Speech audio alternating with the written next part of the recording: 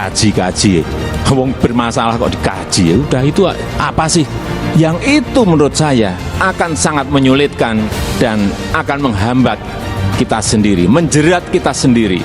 Sehingga fleksibilitas kita, kecepatan kita memutuskan, kecepatan kita bertindak itu menjadi terhambat karena aturan-aturan ini. Ini yang akan kita hapus. Soal Pulau Pasir diklaim Australia, cicit Panglima Perang Jelajah Nusantara buka suara.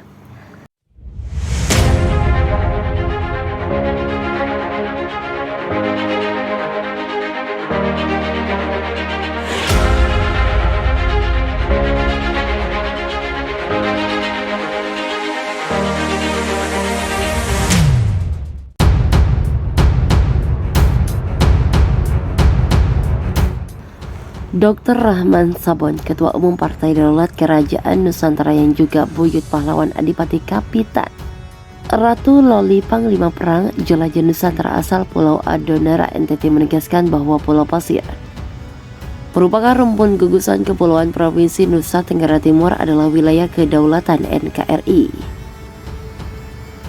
Pulau itu sekali lagi bukan milik Australia sebagaimana klaim negara itu, tetapi pulau itu, Pulau Pasir, adalah milik dan wilayah teritori serta kedaulatan Negara Kesatuan Republik Indonesia.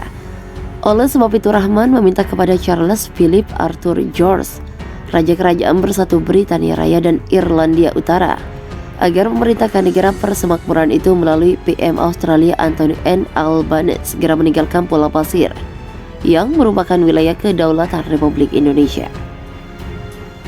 Rahman mengatakan bahwa pada 27 Oktober 2022 lalu Partai Daulat Kerajaan Nusantara secara resmi telah mengirim surat kepada Raja Charles III di Istana Buckingham, London, Inggris mengenai status Pulau Pasir.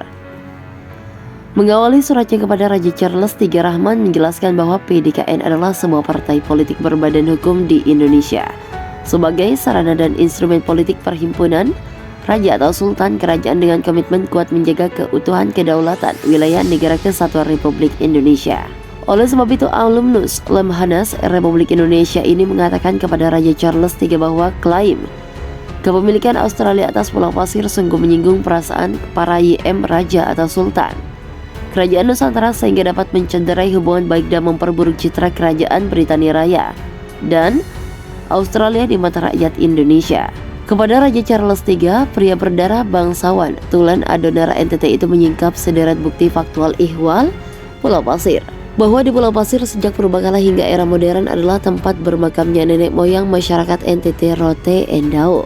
Hingga saat ini pun Pulau Pasir merupakan jalur transit dan persinggahan dan mengaso nelayan tradisional Indonesia asal Makassar, Bugis dan masyarakat nelayan gugusan Pulau Solor, Watan Lema yaitu Pulau Solor, Pulau Lembata, Pulau Adonara, Pulau Alor, Pulau Flores Timur Daratan dan Pulau Rote Endau.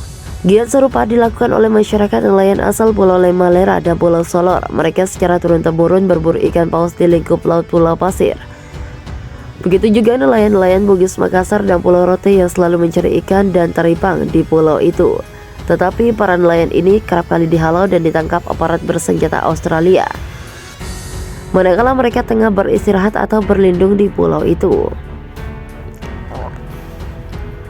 Fakta atau bukti lain secara otentik hukum tentang Pulau Pasir adalah akta notarial dari kantor Van G. H. Thomas, notaris di Batavia, Jakarta tentang kepemilikan Pulau Pasir di NTT.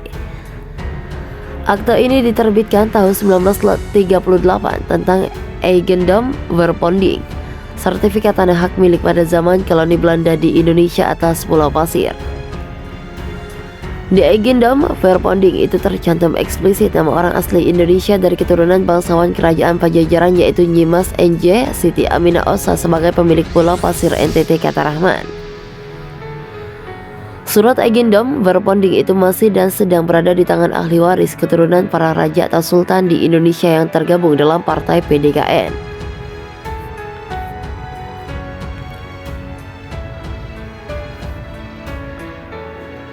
PDKN, kata Rahman, adalah bagian dari komponen bangsa Indonesia.